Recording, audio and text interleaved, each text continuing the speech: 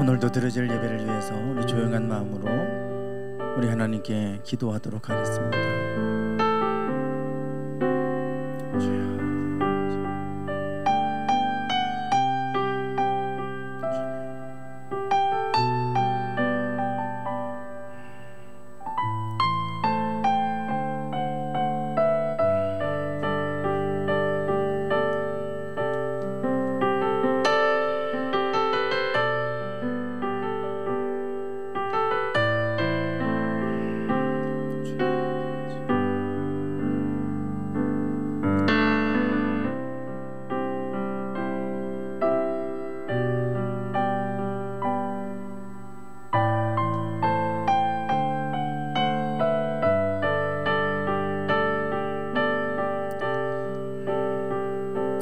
하나님, 저희들은 연약하기에 늘 하나님의 은혜를 구하고 하나님의 돌보심의 은혜 가운데 살아가기를 소망합니다. 하나님, 늘 저희들을 주의 권능의 팔로 붙잡아 주셔서 주님 손 안에 거하게 하여 주시고 주님이 주시는 참된 평안함을 누리며 살아갈 수 있게 하옵소서. 여러 가지 염려하고 두려울 것들이 너무나 많이 있지만 그러나 우리가 주를 바라보게 하시고 담대하게 하여 주시옵소서. 주께서 우리와 함께 하심을 믿습니다. 이 믿음으로 이 마지막 때를 승리하며 살아가는 저희들 되게 하옵소서. 이 시간에도 여러 가지 곤란한 중에도 저희들이 이 자리에 모여서 함께 예배합니다.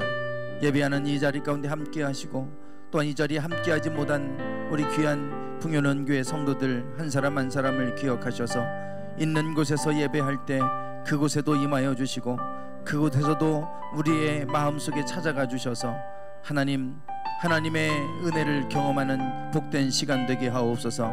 이 모든 시간을 주님께 올려드립니다. 주님 영광 받아 주시옵소서. 예수님의 이름으로 기도드리옵나이다. 아멘. 사도신경으로 신앙고백 드리겠습니다. 나는 전능하신 아버지 하나님 천지의 창조주를 믿습니다. 나는 그의 유일하신 아들 우리 주 예수 그리스도를 믿습니다. 그는 성령으로 잉태되어 동정녀 마리아에게서 나시고 본디오 빌라도에게 고난을 받아 십자가에 못 박혀 죽으시고 장사된 지 사흘 만에 죽은 자 가운데서 다시 살아나셨으며 하늘에 오르시어 전능하신 아버지 하나님 우편에 앉아 계시다가 거기로부터 살아있는 자와 죽은 자를 심판하러 오십니다. 나는 성령을 믿으며 거룩한 공교회와 성도의 교제와 죄를 용서받는 것과 몸의 부활과 영생을 믿습니다. 아멘. 우리 함께 찬양 드리겠습니다. 나 약해 있을 때에도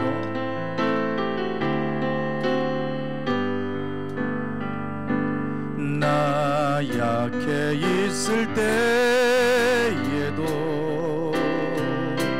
주님은 함께 계시고 나 소망 잃을 때에도 주님은 내게 오시네. 나 시험 당할 때에도 주님이 지켜주시고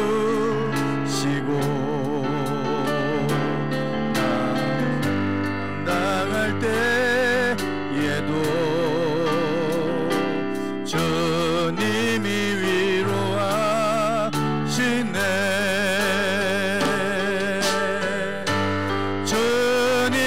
주님만이 내 힘이시며 내 힘이시며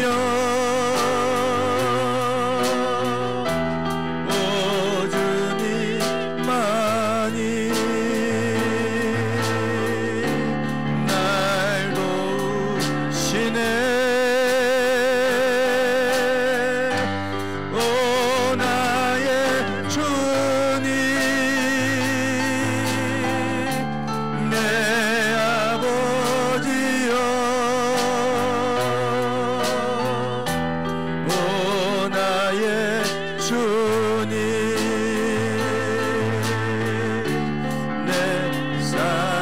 다시 한번 찬양드립니다. 나 약해 있을 때도, 나 약해 있을 때에도 주님은 함께 계시고, 나 소망 잃을 때에도 주님이 내게 오시네. 나 시험 당할 때에도 주님이 지켜주시고, 나 실망 당할 때에도 주님이 위로하시네.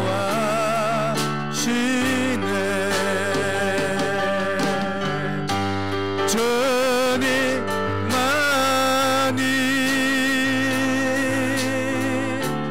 내 힘이시며,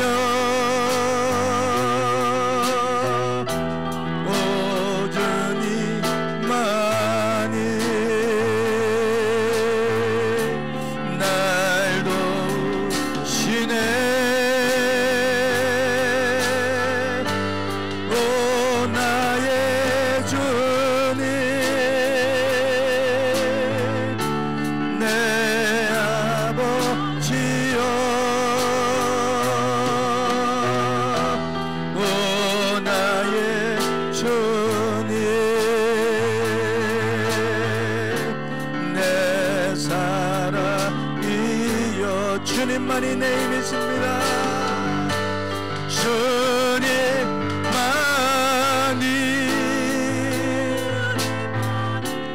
내 힘이시며, 오 주님만이 날 도우시네. 오 나의 주님, 오 나의 주님, 내 아버지여, 오 나의 주님, 내 사랑이여. 주님만이, 주님만이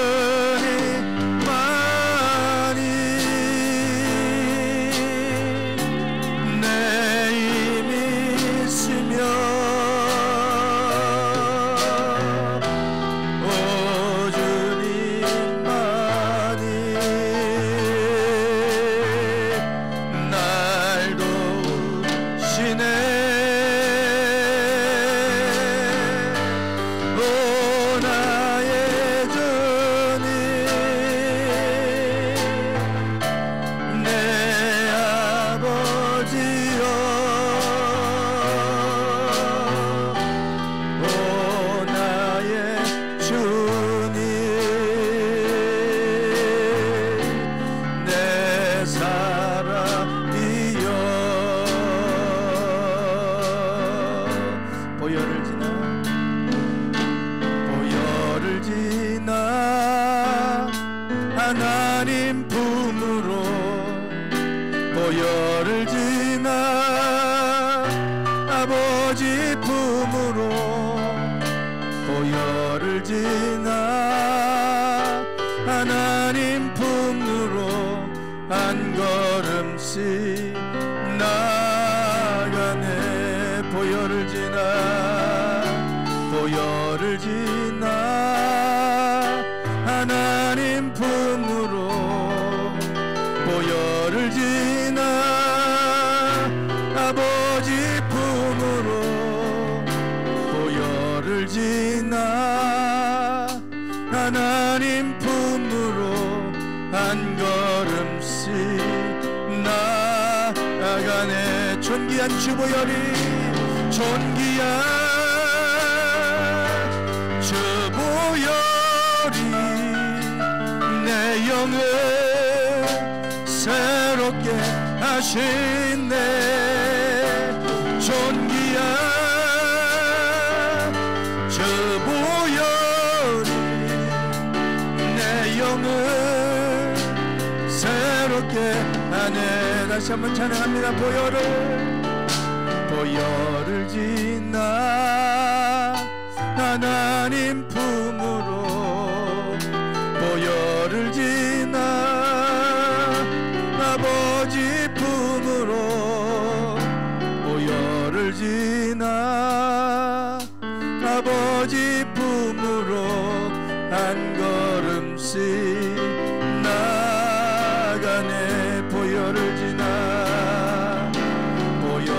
지나 하나님 품으로, 보혈을 지나 아버지 품으로, 보혈을 지나 하나님 품으로 한 걸음씩 나가네. 존귀한 주 보혈, 저 보혈이 내 영을 새롭게 하시네. 존귀한 저 보혈이 내 영을 새롭게 하네. 존귀한 주 보혈, 존귀한 저 보혈이 내 영을 새롭게 하시네. 존귀한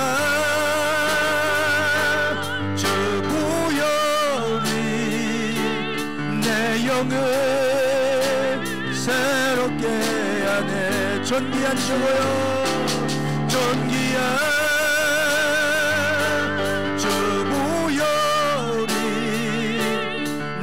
영을 새롭게 하시네.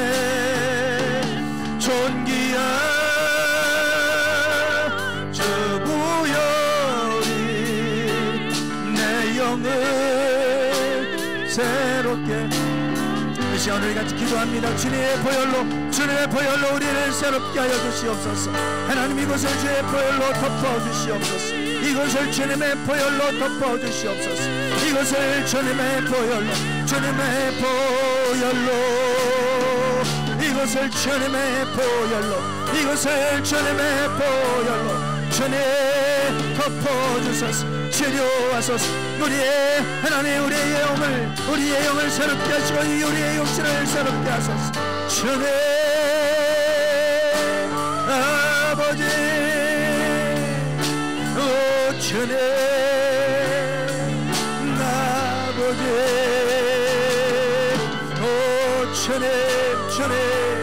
주님 아버지, 우리를 날마다 주의 손결로 붙잡아 주소서.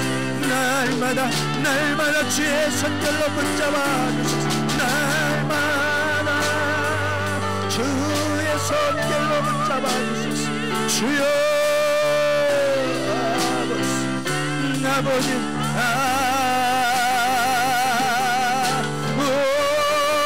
주님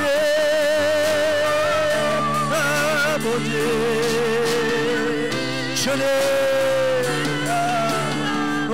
주님 존귀한 저 보혈이 내 영을 새롭게 하시네. 존귀한 저 보혈이 내 영을 새롭게 하네. 존귀한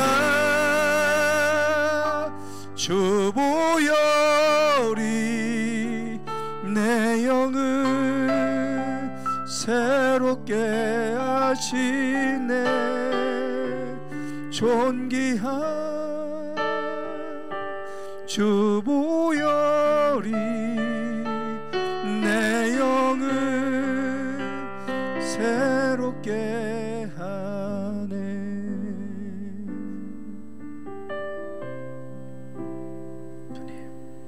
찬양과 영광 받기에 합당하시고 우리를 사랑하시는 임마누엘 하나님 아버지, 한 주간도 주님께 빚진 자로 세상 속에서 살아가다가 이 시간 주님께 예배하기 위해 이 자리에 모인 저희들을 기억해 주시고 아버지, 이 예배의 주인이 되어 주시옵소서. 아멘.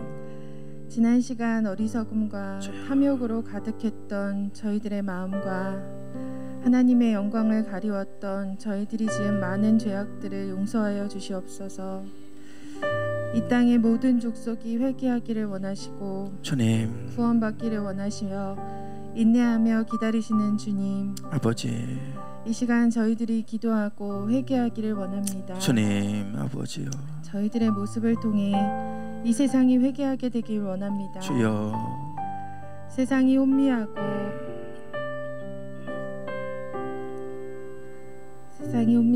바이러스와 공생하는 저희들은 주님께서 예비하신 그때가 가까워 오고 있음을 깨달아 알아가고 있습니다. 주님, 온갖 유혹과 죄악으로 무질서해지는 세상의 흐름 속에 몸도 마음도 나약해진 저희들은 하나님을 예배하는 일조차 자유로울 수 없는 불안한 시대 속에 살아가고 있습니다. 주여, 아버지, 주님, 저희들을 불쌍히 여겨 주시옵소서. 아멘.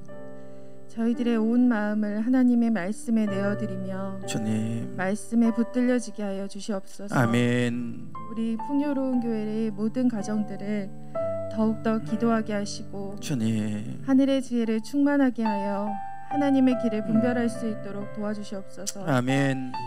그리하여 모든 성도들이 주여, 하나님께로 향하게 하시고 아버지, 우리를 향하신 하나님의 비전을 바라보게 하옵시며 아멘. 늘 깨어 기도할 수 있는 삶의 방향에 온전히 하나님께로 향할 수 있는 자녀들이 되게 하여 주시옵소서. 아멘. 이 세계가 코로나19 바이러스로 많은 변화 가운데 있습니다. 주님, 위정자들에게 그 어느 때보다 지혜와 명철을 허락해 주시고 아멘. 예수님의 사랑과 온유한 마음을 주시옵소서. 아멘. 우리 풍요로운 교회를 이끌어 가시는 주여, 강태현 목사님께 아버지, 하늘의 복을 넘치게 주셔서 주여, 더욱더 강력한 성령의 권세로 붙들어 주시옵소서. 아멘.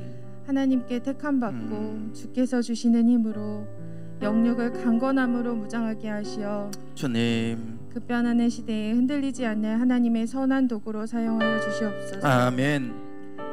이 시간 목사님을 통해 전하시는 주님, 하나님의 말씀을 받으며 더욱 깨어나는 시간이 되게 하시고 주여, 매일매일 거룩한 자로 구별되어 말씀을 선포하고 깨어 기도하는 사람들로 살아가게 하옵소서. 아멘. 끝까지 믿음을 잘 지키며 살아가는 택함받은 하나님의 백성들이 되게 하여 주시고 주여, 각 사람들이 서 있는 그 자리에서 하나님의 권세로 승리하며 하나님의 영광을 드러내는 등불이 되게 주님 붙들어 주시옵소서. 아멘.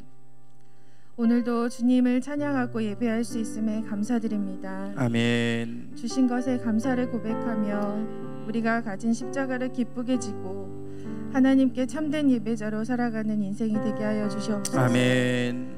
이 예배를 홀로 영광 받으실 예수 그리스도의 이름으로 기도드렸습니다. 아멘.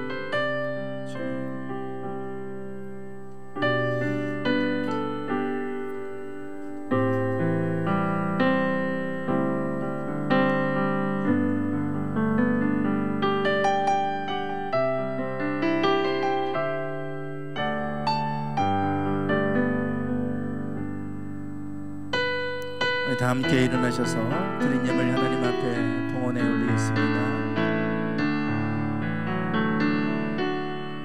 감사해요 주님의 사랑,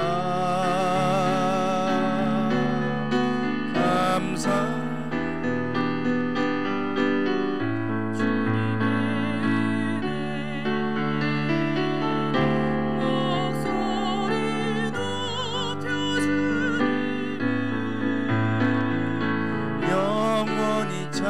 찬양해요 나의 전부이시 나의 주님.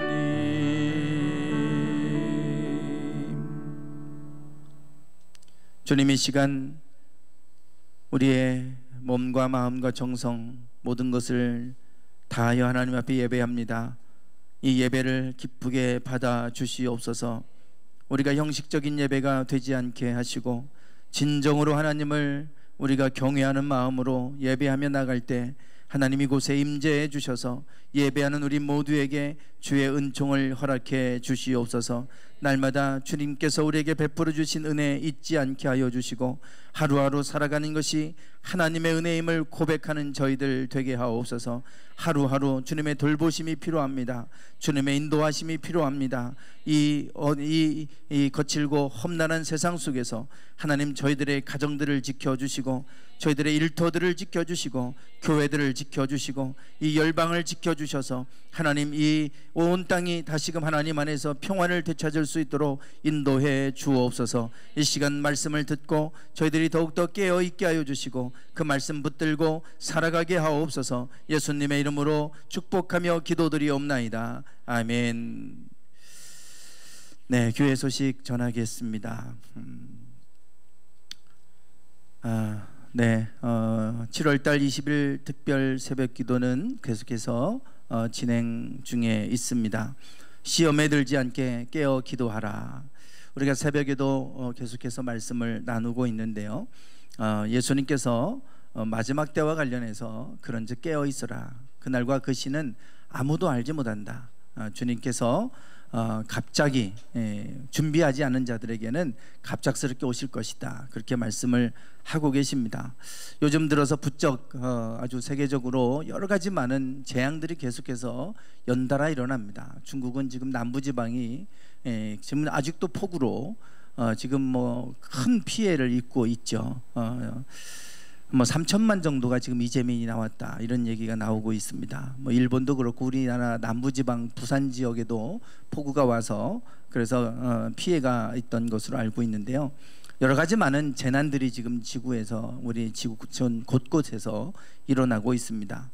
이러한 모습 속에서 참 우리가 어떻게 살아야 될지 갈팡질팡할 수밖에 없는데 우리가 이런 때일수록 더 깨어서 기도하고 하나님의 은혜를 구하고 하나님의 돌보심 가운데 우리가 살아갈 수 있도록 우리가 더 깨어서 기도해야 될 때인 줄 믿습니다. 특별히 시험에 들지 않도록 여러분들이 더 깨어서 기도하시고 우리의 믿음이 흔들리지 않도록 여러 마지막 때일수록 더욱더 우리가 믿음을 굳게 하지 않으면 어느 누구도 이겨낼 수 없습니다. 우리의 믿음을 더 다시 한번 단단히 우리가 붙잡는 그러한 시간들 되었으면 좋겠습니다.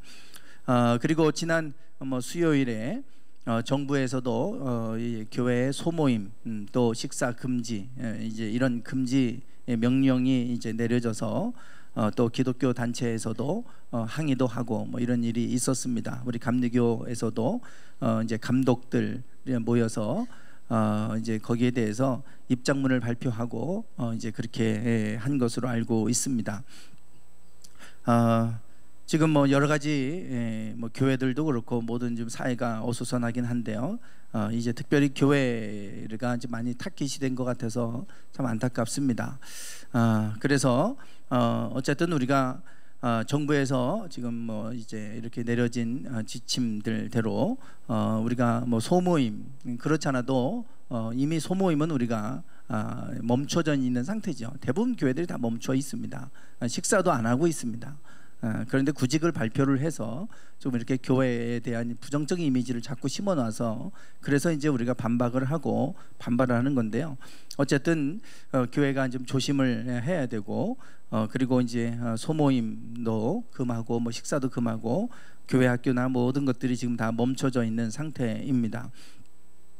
그래서 저희들이 지금 이렇게 이제 마스크도 쓰고 방역도 하고 하면서 예배를 드리고 있는데 저도 지난 이제 그 발표 이후로 수요일 저녁 예배부터 마스크를 쓰고 설교도 하고 마스크를 쓰고 계속해서 찬양도 하고 이제 예배 인도를 했어요. 새벽에도 그렇게 하고 이제 많은 교회들이 질병관리본부에 여러 가지 이제 질문한 게 있어요. 정규 예배면 어디까지 정규 예배라고 하느냐, 또 앞에 설교자는 마스크를 써야 되느냐 등등 몇 가지 이제 그런 것들을 질문을 했더니 앞에 있는 설교자는 이제 멀리 붙어 있지 않는 한 떨어져 있으면 마스크를 착용하지 않아도 된다는 답변이 있었어요. 그래서 제가 수요일 날 마스크를 쓰고 설교를 하고 해보니까 너무 힘든 거예요. 숨이 막 벅차고 그래서 어떻게 해야 되나 이랬는데 이제 그런 지침이 있었고 답변들이 있었습니다. 그리고 뭐 우리 일반적인 예배, 주일 예배, 수요일 예배, 또 금요일 뭐 이제 뭐 예배라든지 아니면 새벽 기도회나 이런 것들이 다 정규 예배로 그렇게 이제 포함되어 있어서 우리가 하는 그러한 집회, 우리가 하고 있는 것에는 큰 지장은 없습니다. 다만 우리가 거리 두기를 하고 마스크만 잘 이렇게 착용하면 됩니다. 우리가 지금 이렇게 현장에서 또 예배를 못 드리는 분들이 계시고 영상으로 예배 드리는 분들, 어쩔 수 없이 직장 내에서 규제가 있어서 영상 예배를 드리는 분들이 계십니다. 그러다 보니까 저희들이 이제 통합 예배로 1부, 2부를 나눠서 드리다가 통합 예배로 이렇게 11시에 지금 드리고 있는데요. 그러다 보니까 이제 매주마다 파악을 하고 있어요. 왜냐하면 또 너무 많이 이제 오시거나 그러면 또 어려워지니까요. 제가 오늘도 이렇게 자리 배치를 다 이렇게 하면서 완전히 꽉 찼습니다. 누가 한 분 더 오신다고 하면 앉을 자리가 없으세요, 이 본당에서. 그래서 지금 오늘 같은 경우 꽉 차서 또 누가 오신다 그러면 어떡하나 걱정이 될 정도로 지금 이제 풀입니다. 제가 짤 수 있는 범위 내에서는 풀이에요. 그래서 불편하시더라도 여러분들이 금요일까지 속장님들께 미리 이번 주는 영상 예배 드리겠습니다, 이번 주는 현장 예배 드리겠습니다 좀 알려주셔야 그것을 따라서 제가 예배를 조정할 수 있고 또 예배를 자리를 배치할 수 있어요. 가족들이 계시고 혼자 오시는 분들이 있기 때문에 그거에 맞게끔 자꾸 조금씩 변동이 생깁니다. 그래서 이제 안 온다고 했다가 갑자기 오신다거나 오신다고 했다가 안 오시거나 이러면 이제 자리들이 다른 분들이 오시고 싶어도 또 못 오는 경우도 생기고 이러니까 여러분들이 오신다고 했다가 또 무슨 일이 생겨서 못 오실 수도 있죠. 그러면 토요일이라도 좀 알려주시면, 속장님 통해서 알려주시면 다시 이제 그거에 따라서 재배치도 하고 그렇게 하겠습니다. 여러분들이 좀 불편하시더라도 속장님들께서 여러분들에게 좀 말씀하시기 전에라도 먼저 여러분 각 속별로 그 단톡방에 그렇게 좀 올려주시면, 그러면 그것을 통해서 제가 자리 배치하는데 도움이 되겠습니다. 그렇게 좀 부탁을 드립니다. 네, 그리고 오실 때 QR코드 발급을 받으셨고 또 QR코드로 들어오실 때 이제 확인을 하고 체크하고 들어오셨는데요. 한 번 이제 받기는 인증번호도 받아야 되고 조금 좀 복잡하지만 다음부터는 그냥 이제 바로 그렇게 들어가면 바로 이제 QR코드가 생성이 됩니다. 뭐 인증번호 안 받으셔도 돼요, 다음 주부터는. 그러니까 바로 뭐 카톡이든 네이버든 이렇게 들어가셔서 받으신 대로 그렇게 들어가면 바로 생성이 되니까 그렇게 오셔서 이제 절차를 따라서 이제 QR코드 체크를 하시면 이것이 이제 전자 출입 명부에 이제 질병관리본부 쪽으로 이게 올라가요. 그래서 이제 누가 예배에 참석했다라고 하는 게 올라가요. 그렇지 않으면 여러분 이제 앞에다가 기입하게 돼 있어요. 그걸 4달치를 보관하게 돼 있습니다. 그래서 QR코드 발급이 어려운 분들은 그렇게 이제 기록을 할 것이고요. 그렇지 않은 분들은 이제 QR코드 하면 바로바로 이제 프리패스가 되니까요. 그렇게 해주시면 될 것 같습니다. 네, 그리고 다음 주 기도는 고은숙 권사님이시고요. 청소는 절제 속입니다. 말씀 선포 우리 하도록 하겠습니다. 주보에 좀 잘못 제가 지난주 거를 그대로 그냥 이렇게 수정을 못했네요. 갈라디아서 6장 7절부터 9절까지입니다. 여러분 주보에 끼어있는 말씀 선포 기도 한번 좀 꺼내시고 우리 한번 말씀 선포 하도록 하겠습니다. 시작. 스스로 속이지 말라. 하나님은 업신여김을 받지 아니하시나니 사람이 무엇으로 심든지 그대로 거두리라. 자기의 육체를 위하여 심는 자는 육체로부터 썩어질 것을 거두고 성령을 위하여 심는 자는 성령으로부터 영생을 거두리라. 우리가 선을 행하되 낙심하지 말지니 포기하지 아니하면 때가 이름에 거두리라. 갈라디아서 6장 7절에서 9절 말씀. 아멘. 네, 선포기도 하겠습니다. 시작. 하나님은 무엇을 심든지 그대로 거두게 하신다. 육체를 위하여 심으면 썩어질 것을 거두고 성령을 위하여 심으면 영생을 거둘 것이다. 그러므로 나는 선을 행하되 낙심하지 않을 것이다. 하나님은 때가 되면 거두게 하시기 때문이다. 아멘. 네, 이 말씀 붙들고 이번 한 주도 여러분 승리하시기를 바랍니다. 신학원의 한 권사님이 간증을 올리셨어요. 이 말씀 이제 샤우팅 말씀 선포를 이분도 이제 계속 하셨는데 기적이 일어났다고 그러면서 안경을 안 쓰면, 안경을 벗으면 이렇게 잘 보이지 않았는데 시력이 좋아져 갖고 안경을 벗어도 다 보인다고, 안경을 벗고 찍은 사진하고 이렇게 해서 올려서 카톡으로 이렇게 올라왔어요. 그래서 이 말씀을 선포하다가 그냥 시력이 좋아져서 안경도 벗게 되는 기적이 일어났어요. 사실은 하나님의 말씀은 능력이 있잖아요. 그래서 여러분 시력뿐만 아니라 어떤 부분에서든지 하나님의 말씀을 여러분들이 자꾸 선포하면 그 말씀은 살아서 역사하는 줄 믿습니다. 네, 말씀은 살아서 역사하고 심령과 골수도 찔러 쪼개기까지 하는 그런 능력이 있으니까 여러분들이 말씀을 귀찮게 생각하지 마시고, 나의 사람이 떡으로만 사는 게 아니라 하나님 말씀으로 사는 존재다. 그러니까 선포하면 우리 영혼이 살게 돼 있어요. 그래서 선포하시고 그렇게 여러분 단톡방, 여러분 속별로 단톡방에 올리셔서 서로 격려하셔서 말씀 선포가 꾸준히 이어지도록 그렇게 힘써 주시면 좋겠습니다. 성경 말씀 보겠습니다. 다니엘서 6장입니다.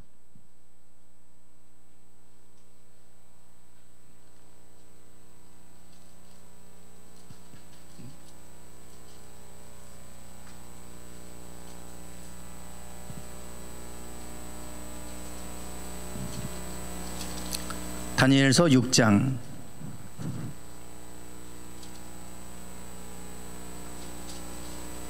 다니엘서 6장 1절부터 10절까지입니다. 구약성경 1243페이지 다니엘서 6장 1절부터 10절까지입니다. 교독하시겠습니다. 다리오가 자기의 뜻대로 고관 120명을 세워 전국을 통치하게 하고 또 그들 위에 총리 셋을 두었으니 다니엘이 그 중에 하나이라.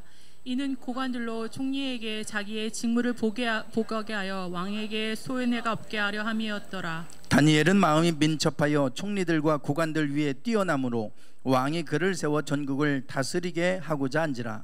이에 총리들과 고관들이 국사에 대하여 다니엘을 고발할 근거를 찾고자 하였으나 아무 근거 아무 허물도 찾지 못하였으니 이는 그가 충성되어 아무 그릇됨도 없고 아무 허물도 없음이었더라.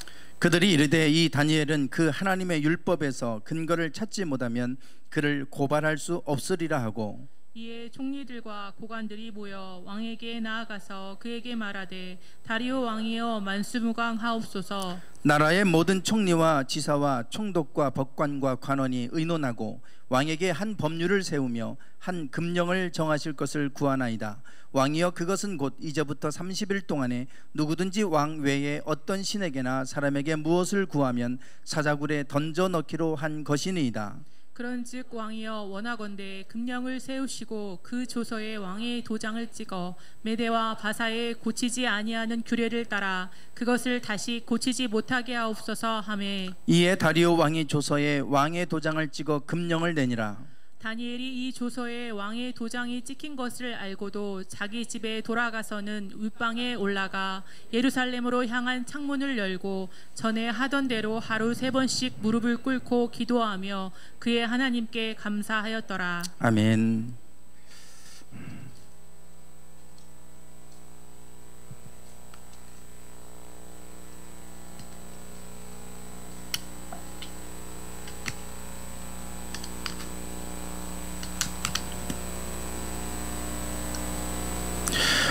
네, 지난 수요일 정부에서 교회 소모임을 전면적으로 금지한다. 그리고 식사도 금지한다. 이런 명령을 발표를 했습니다.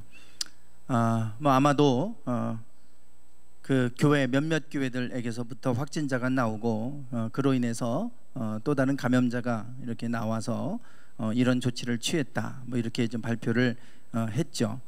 정규 예배 외에는 어떤 모임도 이제 금지해라라고 하는 명령이었습니다. 그럴 수 있다라고 생각할 수 있습니다. 그렇지만 한국 교회들은 여기에 대해서 분개하고 있죠. 이미 대부분의 교회들은 소모임을 금하고 있습니다. 물론 이제 아직도 금하지 않은 몇몇 교회들이 있기는 했었나 봐요. 성가대에서도 이런 확진자가 나오고 그래서 식사도 대부분의 교회들은 금하고 있고요. 많은 교회들은 이미 영상예배와 병행하고 있을 뿐더러 또 영상예배로만 아예 드리는 교회들도 많이 있습니다. 많은 교회들이 이미 정부의 방침대로 협조하고 있고, 또 그렇게 정부가 요구하는 대로 대부분 모든 것들을 다 폐하고 정규 예배만 지금 이렇게 드리고 있는 그런 상황입니다. 뭐 교회, 학교나 중고등부, 청년부 이런 모임, 이런 예배 자체도 아예 다 안 하고 있고, 그래서 정규 예배 정도만 드리고 있는 상황이죠. 대한민국 전체에 얼마나 많은 교회가 있습니까? 그 수많은 교회들 가운데 몇 교회가 나온 거예요.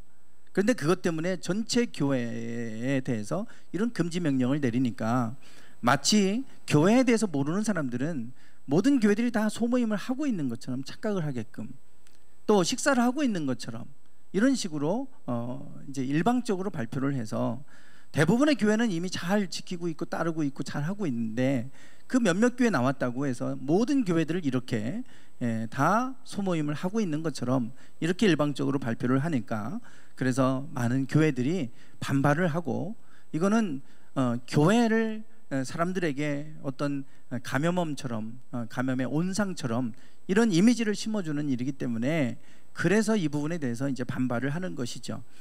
소모임을 우리가 못하게 막아서가 아니라 잘 하고 있는데도 불구하고 자꾸 교회에 대해서 이런 부정적인 이미지를 심어주고 있으니까, 여기에 대해서 이제 기독교 단체들도 반발을 하고 성명서를 내고 뭐 이렇게 항의도 하고 지금 이렇게 하고 있습니다.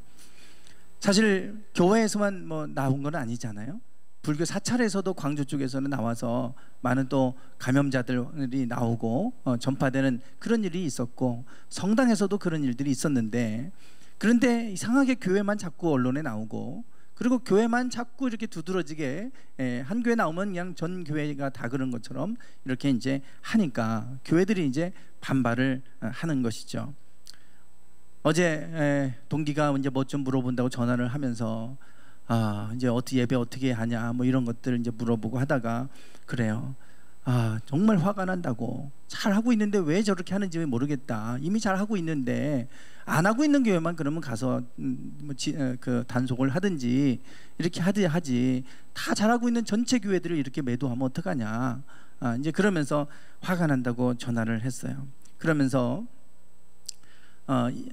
정부에서 3차 그 추경 예산을 세우면서 사찰에 대한 예산을 끼워 넣게 해가지고 그게 드러나서 지금 뭐 문제가 되고 뭐 빼겠다고 그러고 뭐 이런 얘기들이 나오는 것 같다고. 그래서 저는 처음 듣는 얘기라 확인을 해봤더니 정말 그렇더라고요.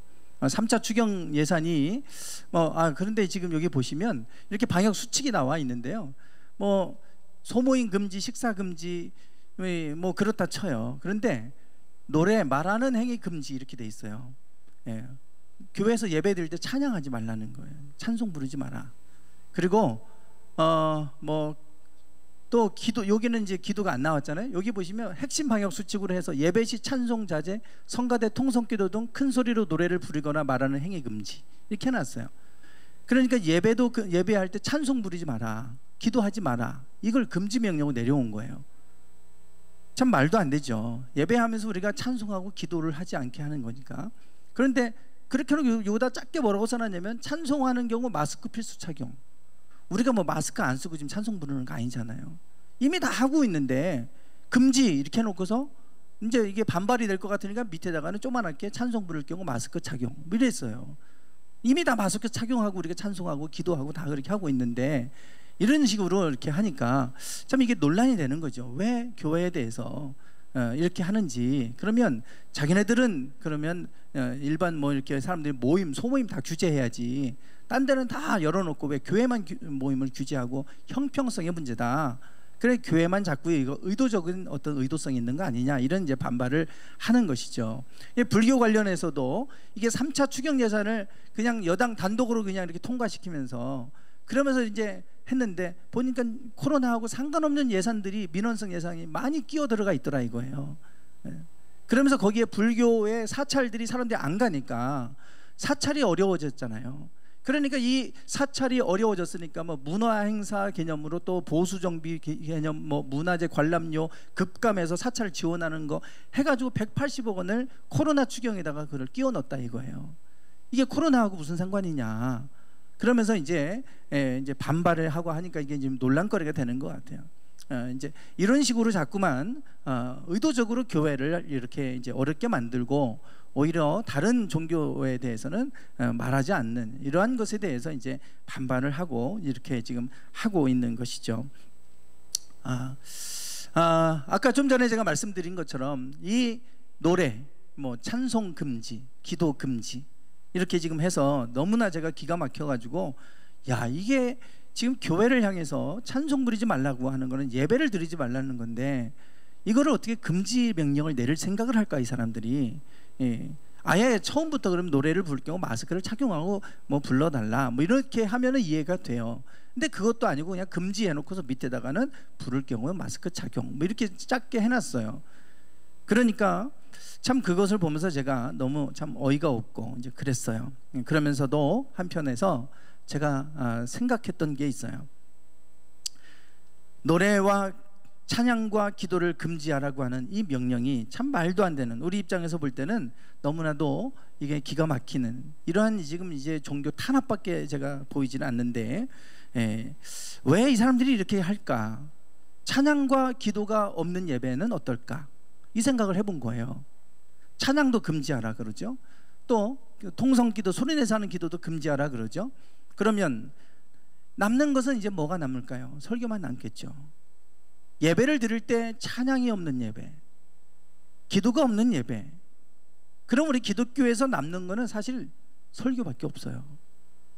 많은 분들이 설교를 가장 예배에서 중요한 부분이라고 생각할 수 있어요.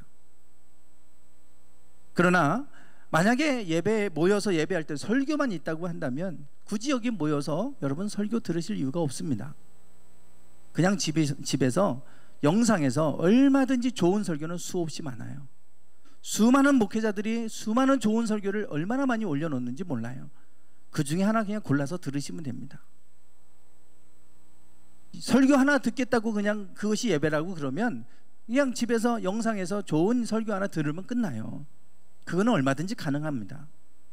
그런데 찬양은 그렇지 않아요. 찬양은 여러분 영상 예배 들어보셔서 아시잖아요. 찬양이 교회에서 드리는 것처럼 찬양이 잘 됩니까? 그리고 찬양을 드릴 때 하나님의 임재를 우리가 경험하는 거예요. 근데 그 집에서 그렇게 찬양하다 보면 그게 안 느껴져요. 하나님의 임재가 느껴지지가 않아요. 그게 문제예요, 그게. 그래서 이 찬양은, 기도도 마찬가지입니다. 이렇게 거기서 영상 예배 드리면서 우리 통성으로 기도합시다. 기도 잘 안 되잖아요. 같이 모여서 기도하고 같이 그럴 때 이 뜨거운 열기가 있어요. 그때 막 기도가 나도 모르게 기도가 나오기도 하고 눈물이 나오기도 하고 이런 거 아닙니까? 찬양, 이 설교는 주의 종이 하나님의 말씀을 대언하는 시간이에요. 여러분들에게 하나님의 말씀을 일방적으로 선포하는 시간입니다. 그러나 찬양과 기도는 내가 하나님 앞에 올려드리는 거예요. 내가 하나님 앞에 찬양을 통해서 하나님을 경배하는 것이고, 기도를 통해서 하나님 앞에 대화하는 거예요. 나의 마음을 하나님께 고백하는 거죠. 그래서 찬양과 기도는 하나님과 영적 소통이 일어나는 시간입니다. 설교는 그냥 내가 들으면 되는 거예요. 그렇지만 찬양과 기도는 하나님과 내가 소통하는 시간이에요. 그 시간이 끊어지면 어떻게 되겠습니까? 이 시간을 통해 우리는 하나님을 만나고 하나님과 직접적인 소통이 있는 건데 그거 하지 말라는 거예요. 그러면 이게 금해지면 어떤 일이 일어날까 생각해 보니까 너무 끔찍해요. 하나님과 우리와의 관계가 단절돼 버리는 거예요. 그래서 이 사람들이 찬양과 기도를 금지하라고 그러나 이런 생각이 들었어요. 물론 이제 뭐 하려면 마스크를 착용하고 하십시오 그러는데 참 말도 안 되는 얘기죠. 우리가 이미 다 마스크 쓰고 하고 있는 거 뻔히 알면서 그런 식으로 하고 있으니까 기가 막히지만 다시 한번 이것을 통해서 찬양과 기도의 중요성을 다시 한번 깨닫게 되는 거예요. 우리가 현장에서 예배할 때 하나님 앞에 직접 내가 내 목소리로 내가 마음을 다해서 하나님을 찬양하는 시간, 그리고 하나님 앞에 내 마음을 다해서 기도하는 시간, 그 시간이 너무나 소중하다. 그게 없다면, 설교만 있다면 굳이 여기 앉아 계시지 않아도 됩니다. 영상으로 얼마든지 좋은 설교, 저보다 훨씬 더 설교 잘하시는 분들이 얼마나 많은지 몰라요. 그게 골라서 들으시면 돼요. 골라서. 그래서 오늘 우리가 지금 직면하고 있는 것이 우리 영적인 것들이 자꾸 이렇게 저렇게 파괴되어져 가는, 그런 파괴해가는 이러한 시대 속에 우리가 살고 있다. 신앙의 위기 속에 우리는 살고 있다라고 하는 것을 우리는 또 느끼고 있어요. 이런 때일수록 우리가 깨어서 기도할 수 있기 원합니다. 깨어서 더욱더 우리가 하나님 앞에, 임재 앞에 우리가 나아갈 수 있기를 원합니다. 우리가 이것을 놓치다 보면 그들이 하라는 대로 하다 보면 다 죽어버려요. 영적으로 죽어버려요. 우리가 지킬 것은 지켜가면서 하되 너무 말도 안 되는 것에 대해서는 우리가 다 분명하게 입장을 또 우리가 표명을 해야겠죠. 그래서 오늘 우리가 하나님 안에서 생명과 같이 여기는 것들, 포기하지 말아야 될 것들이 있어요. 그것이 바로 예배요, 기도요, 말씀입니다. 이 세 가지에 대해서 우리가 말씀을 나누고 있는데, 오늘 본문도 바로 이 다니엘에 관한 이야기입니다. 다니엘, 사자굴 속에 들어가서 살아났던 다니엘의 이야기. 오늘 본문 말씀은 바로 그 이야기입니다. 이 다니엘에게도 큰 위기가 왔어요. 그래서 사자굴 속에 들어갈 수밖에 없는 위기, 이 신앙의 위기 앞에 서 있는 다니엘의 모습을 통해서 오늘 우리는 어떻게 살아야 되는가, 여기에 대해서 같이 좀 말씀을 나누려고 합니다.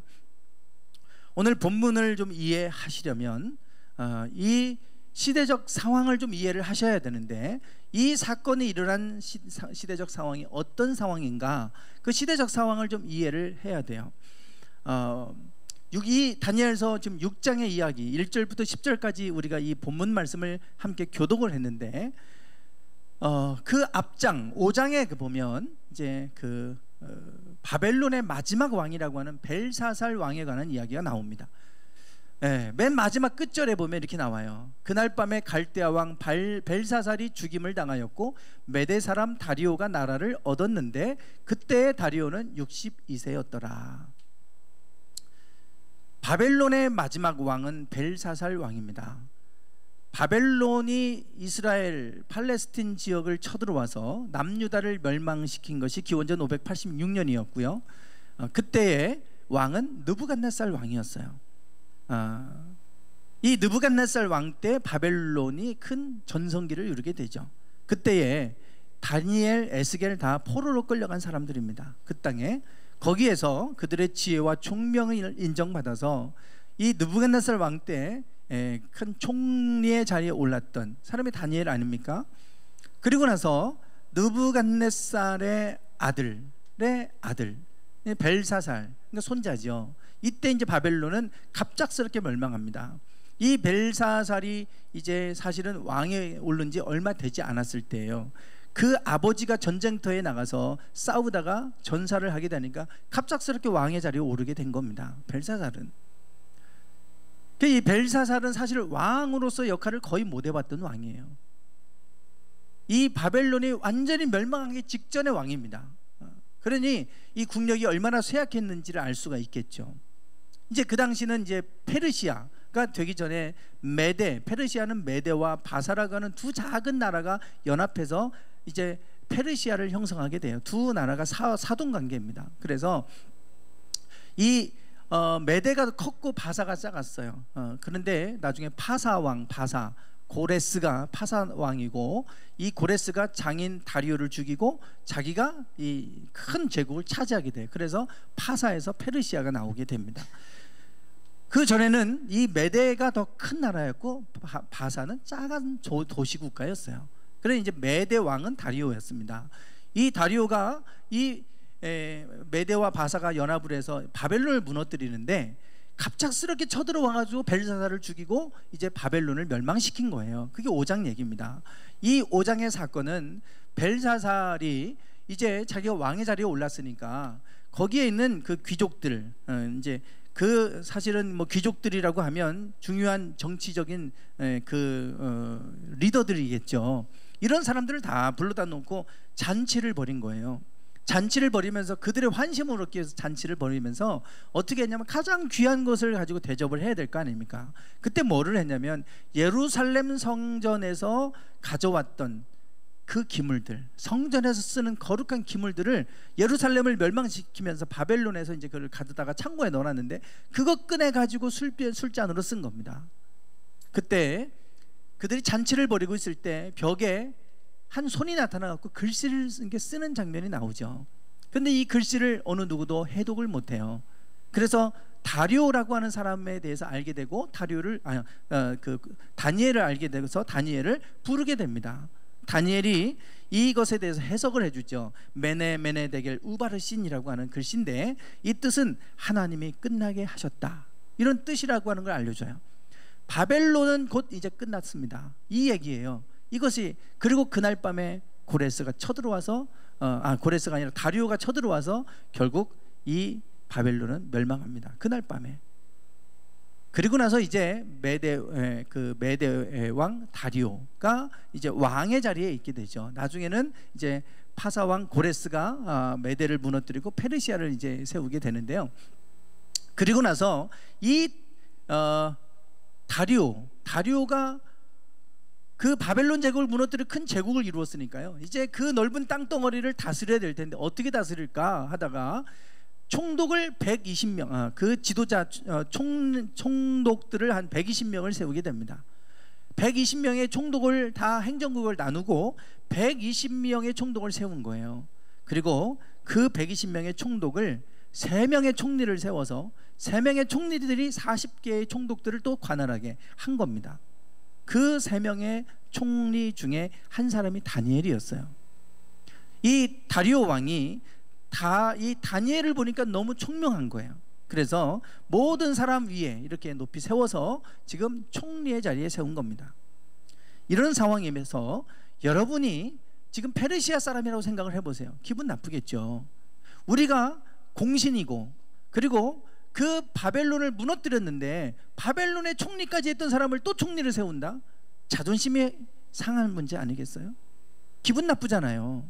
다른 사람도 아니고 바벨론에서 총리했던 사람을 또 우리 이 메대 나라에 이 총리를 세운다? 이 제국에?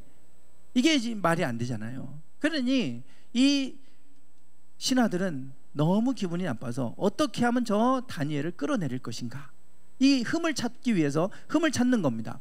그래서 이에 총리들과 고관들이 국사에 대하여 다니엘을 고발할 근거를 찾고자 했다 그랬어요. 어떻게 하면 저 사람을 끌어내릴까, 이 약점을 찾으려고 이렇게 하는 거예요. 정치권에서 보면 다 이런 거 하잖아요. 어떻게 하면 저 사람을 끌어내릴까, 뭐 하나 나오면 그냥 그거 가지고 비난하고 이러는데, 여기도 마찬가지예요. 지금 그 고발할 근거를 찾으려고 했는데 아무 근거도 아무 허물도 찾지 못했다. 얼마나 충성됐는지 아무 그릇됨도 없었고 허물도 없었다. 뭐 허물을 잡을 만한 그런 흠집이 하나도 없었다는 거예요. 그래서 그들이 찾았던 것이 있죠. 6장 5절에 보면 그들이 이르되 이 다니엘은 하나님의 율법에서 근거를 찾지 못하면 그를 고발할 수 없으리라.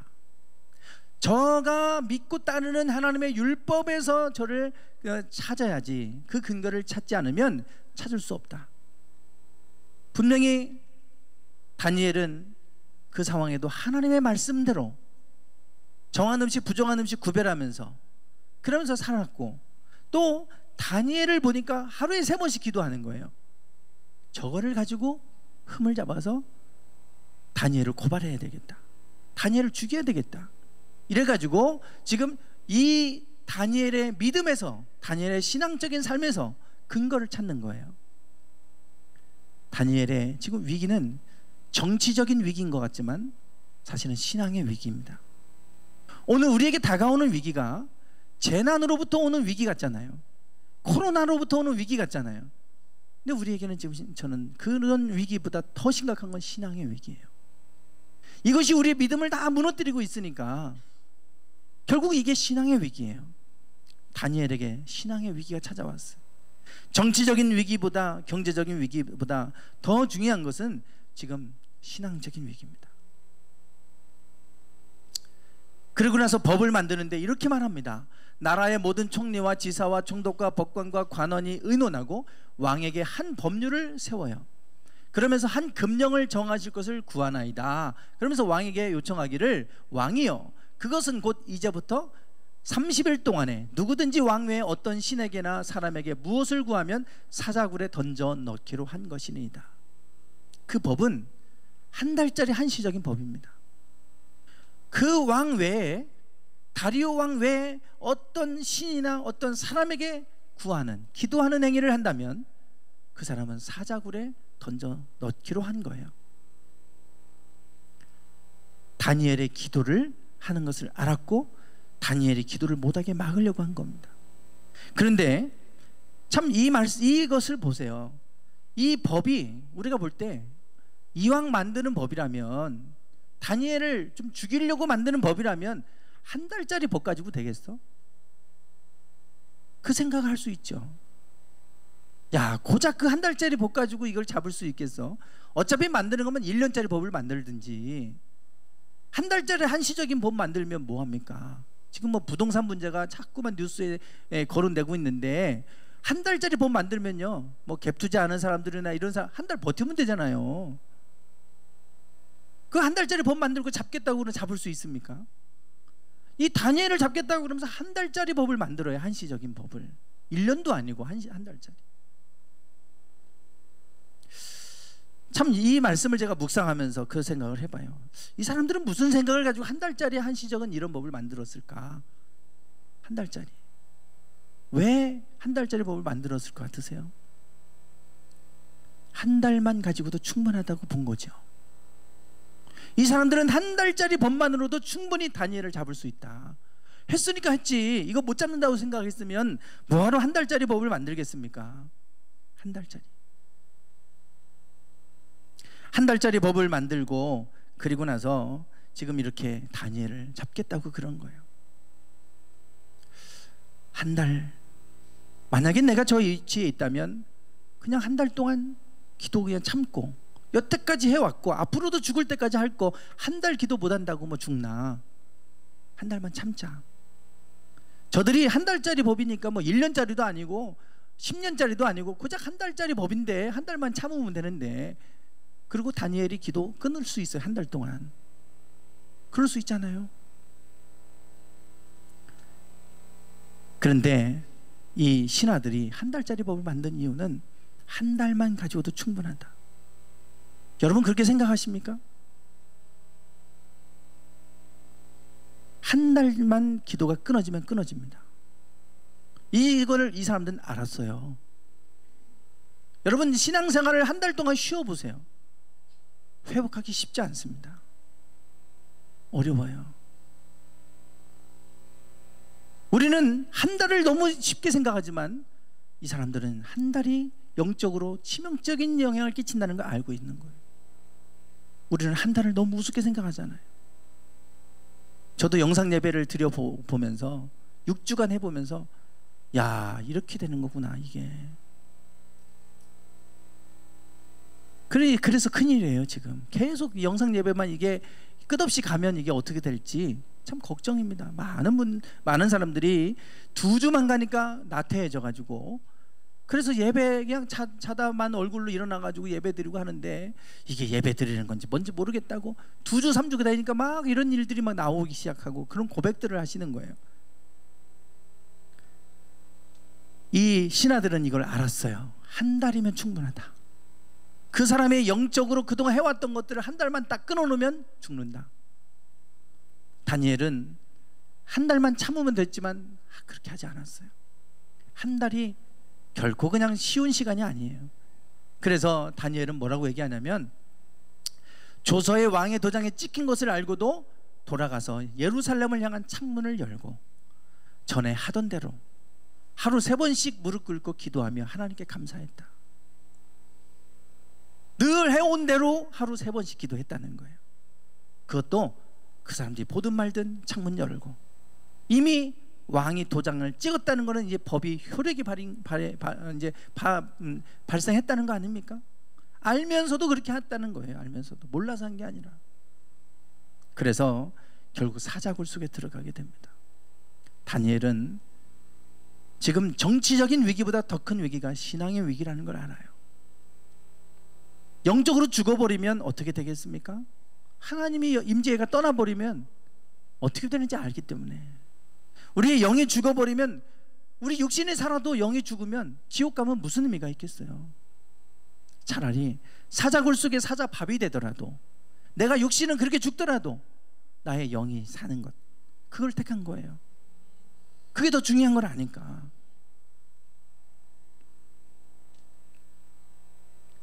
다니엘이 포로로 처음 끌려왔을 때, 느부갓네살 왕 때 포로로 끌려왔을 때, 어린 소년이었을 때, 그때 느부갓네살이 했던 정책은 뭐냐면, 그 유다 땅에서 포로로 끌려온 사람들 중에, 귀족들이나 왕족들 중에 총명한 사람 몇 사람을 뽑아서 느부갓네살이 거하는 왕궁에서 그들을 이제 거하게 하면서 왕이 먹는 음식도 먹게 하고, 그러면서 그들의 학문, 갈대의 학문을 가르치게 했어요.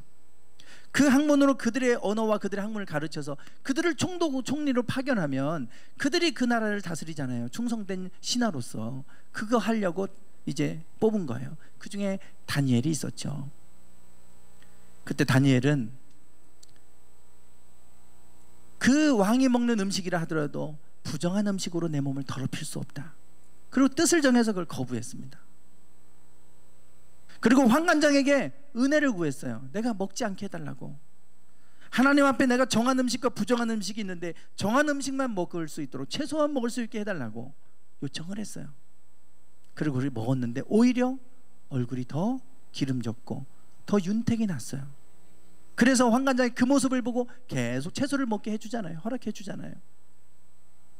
여러분, 우리가 경제적인 위기에도 하나님이 함께 하시면 광야에서도 먹이시는 하나님이세요.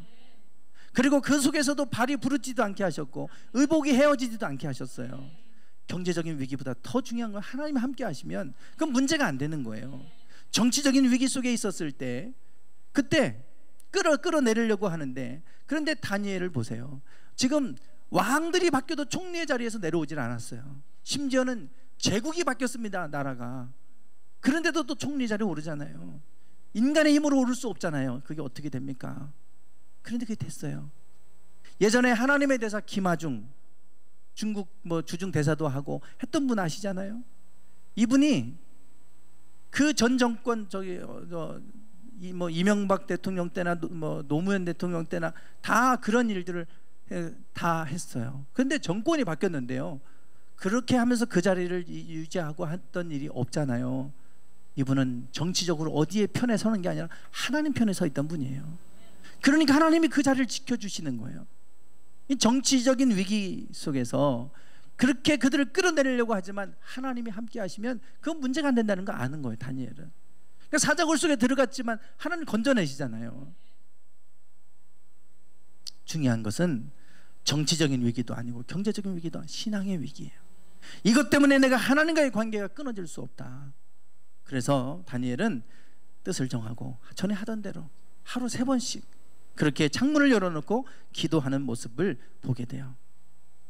그랬더니 하나님께서 끝까지 믿음을 지켰더니 하나님이 다니엘을 지켜주셨고 더 높이 세워주시는 계기가 되는 모습을 오늘 본문 말씀을 말씀하고 있습니다.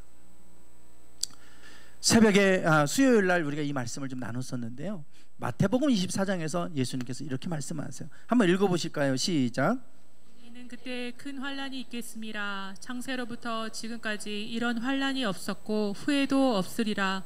그 날들을 감하지 아니하면 모든 육체가 구원을 얻지 못할 것이나 그러나 택하신 자들을 위하여 그 날을 감하시리라. 아멘. 앞으로 큰 환란이 있을 것이다 그랬어요. 근데 그 환란이 얼마나 끔찍한 환란인지 창세로부터 지금까지 이런 환란은 없을 것이다. 그 정도로 끔찍한 환란들이 올 거다. 너무나도 그 환란이 끔찍해서 그 날들을 하나님께서 감하지 않으시면 어떤 육체도 구원을 얻지 못할 것이다 그랬어요. 그러나 택하신 자들을 위해서 그 날을 감해 주실 것이다. 택하신 자들을 위해서 그 날을 감하실 거다. 중요한 것은 택하신 자들은 하나님 지키신다는 거예요. 구원하신다는 얘기예요. 여러분, 우리가 환란, 그리고 지금 여러 가지 많은 일들이 일어나잖아요. 갑자기 오잖아요. 코로나가 이렇게 갑자기 올 줄 누가 알았습니까?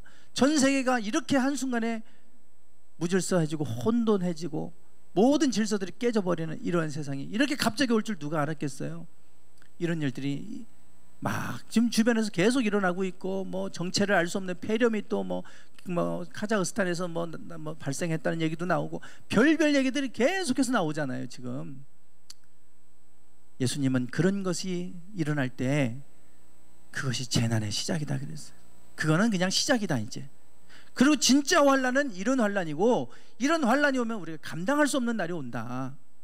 그러나 택하신 자들은 하나님이 그날은 감하실 거다 그랬어요. 그러면 이 환난은 언제 오느냐? 이 환난에 대해서 말하는 게 요한계시록입니다. 다니엘에서는 그거를 70일에로 설명하고, 한일해가 7년이에요. 7년. 그래서 우리가 7년 대환난 그러는데, 그것에 관해서 얘기하는 게 요한계시록이에요. 읽으면 막 끔찍한 일들이 일어나잖아요. 뭐 3분의 1이 죽고 막 이러잖아요.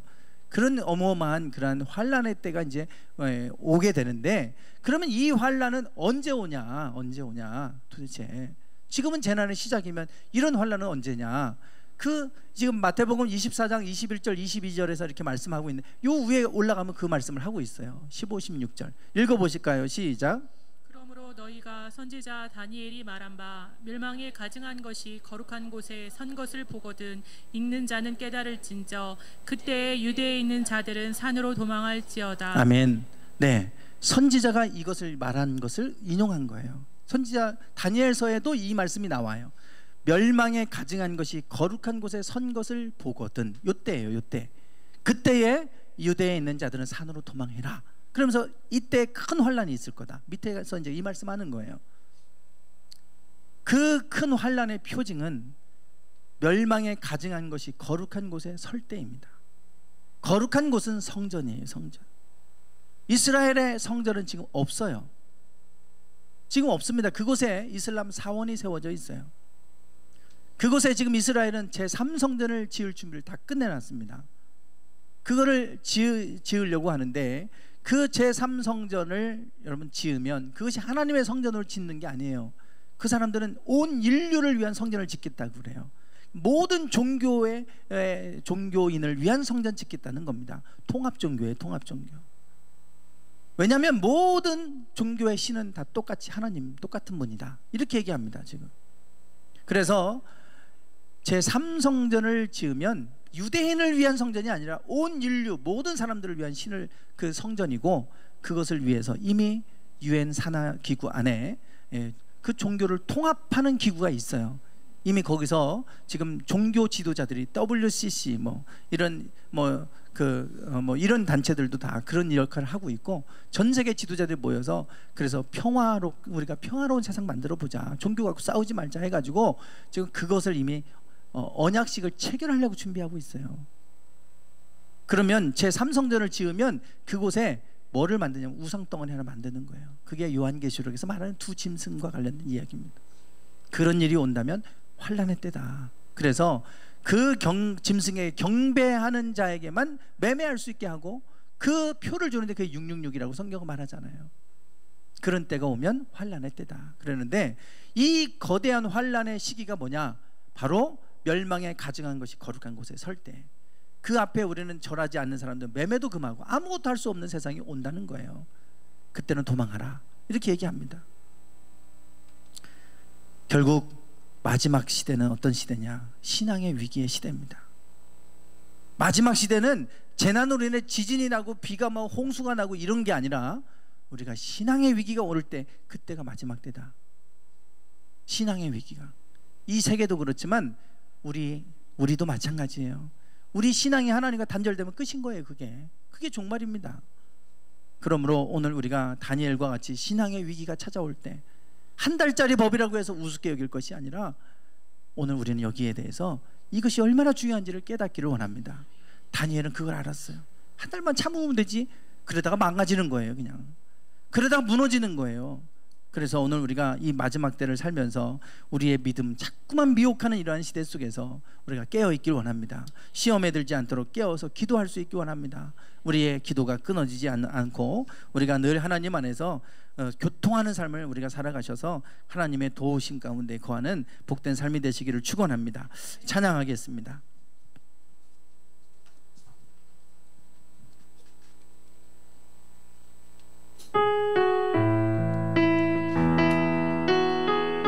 날마다 숨쉬는 순간마다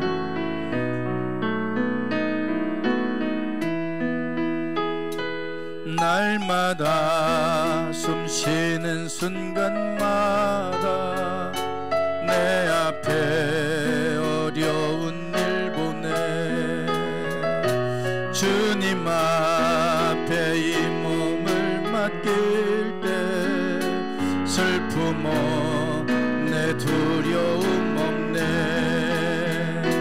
주님의 그 자비로운 손길 항상 좋은 것 주시도다. 사랑스레 아픔과 기쁨을 수고와 평화와 안식을 날마다 주님 내 곁에 계셔 자비로 날 감싸주시네. 주님 앞에 이 몸을 맡길 때 힘주시 내 위로함 주네.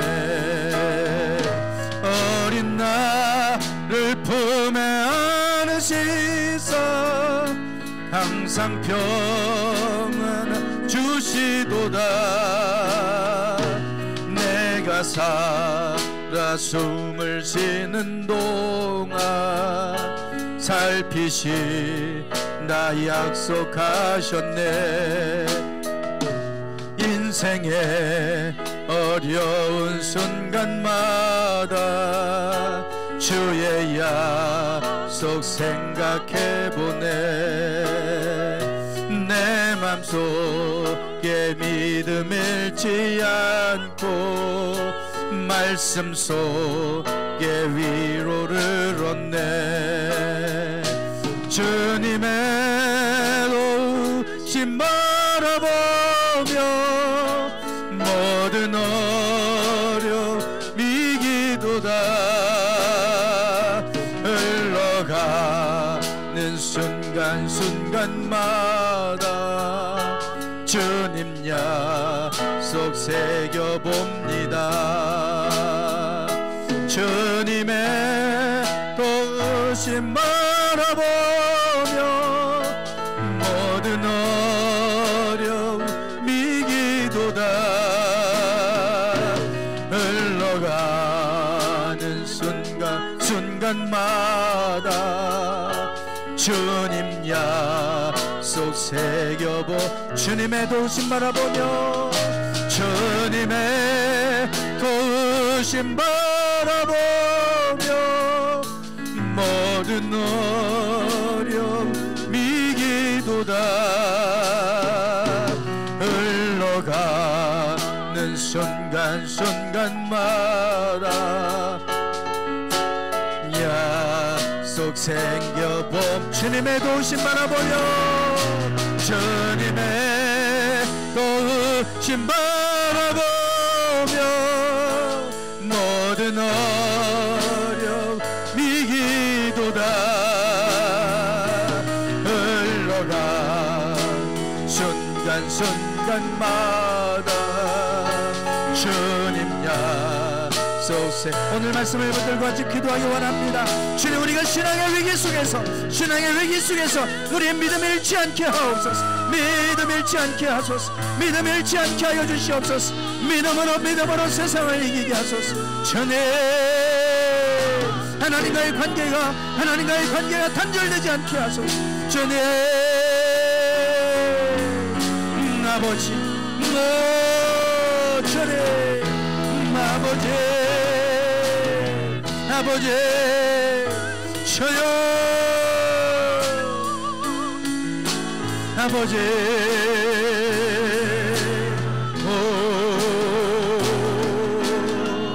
주님, 아버지, 주여 도와주소서. 주여 도와주소서. 주여 도와주소서. 주여 도와주소서. 주여 붙잡아 주시옵소서. 주여, 당신의 성도들, 당신의 자녀들, 당신의 백성들 하나님 붙잡아 주소서. 주여 붙잡아 주소서. 주여 붙잡아 주소서. 주님 붙잡아 주소서. 아버지 붙잡아 주소서. 주님 붙잡아 주소서. 주여 붙잡아 주소서. 주의 권능의 손길로 붙잡아 주소서. 주님, 아버지, 주여, 아버지, 오 주님, 아버지, 주여, 긍휼히 여겨주소서. 우리를 긍휼히 여겨주소서. 우리를 긍휼히 여겨주소서. 주님의 도우심 바라보며 모든 어려움 이기도다. 흘러가는 순간마다 주님 약속 새겨봅니다. 주님의 도우심 바라보며 모든 어려움 이기도다.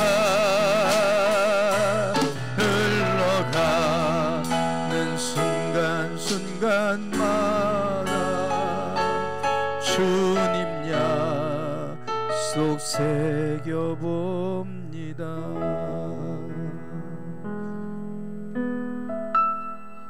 하나님, 오늘 우리가 겪고 있는 이 세상, 또한 이 겪고 있는 이 현실은 우리를 신앙의 위기 속으로 몰아넣고 있습니다. 교회들마다 해체되어져 가고 있고 많은 믿음의 성도들이 하나님을 떠나가고 있습니다. 하나님, 무엇보다도 마지막 때가 되면 알곡과 쭉정이고 쭉정이가 나눠질 것이라고 말씀합니다. 하나님이 나누시지 않아도 저절로 나눠지는 세상, 그러한 때가 우리 앞에 올 것이고, 더 큰 환난이 오면 우리가 감당할 수 없는 환난 앞에 우리가 거하게 될 텐데, 그러나 하나님은 그 택하신 자들을 위하여 그 날들을 감하시겠다고 약속하고 계십니다. 오늘 우리가 믿음으로 우리가 살아가게 하여 주옵소서. 믿음 잃어버리지 않게 하옵소서. 세상은 갈수록 우리를 핍박하고 우리가 믿음 안에 살아가지 못하게 가로막지만, 그럼에도 불구하고 우리가 깨어있게 하여 주셔서 믿음으로 승리하게 하옵소서. 다니엘과 같이 하나님 어떤 일이 있어도 믿음을 포기하지 않게 하시고 끝까지 믿음을 지켜서 믿음으로 승리하며 살아가는 저희들 모두가 되게 하옵소서. 주님, 저희들은 주님의 은혜가 필요합니다. 매 순간순간마다 주님의 권능의 손길로 저희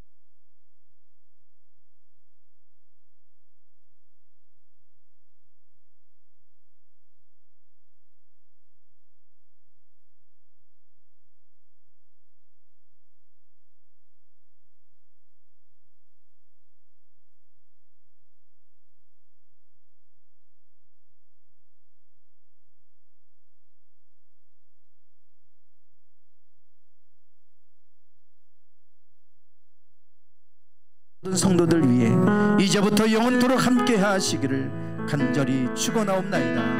아멘.